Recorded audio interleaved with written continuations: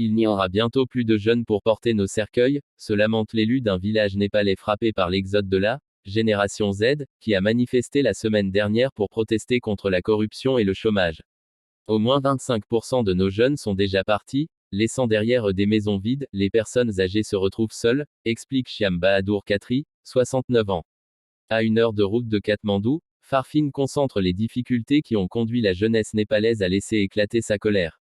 Selon le dernier bilan officiel, la répression des manifestations puis les émeutes qui ont causé la chute, la semaine dernière, du gouvernement se sont soldées par au moins 72 morts.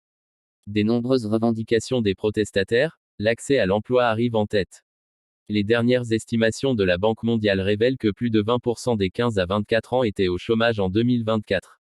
Faute d'usines, les jeunes de Farping travaillent dans l'agriculture comme saisonniers, guère plus de 2 mois par an.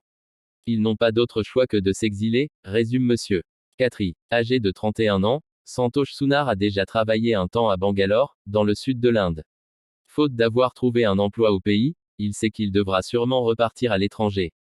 C'est difficile de vivre loin de ma femme, serveuse à Dubaï, et ce sera encore plus dur de quitter ma mère et ma fille, anticipe déjà le père de famille.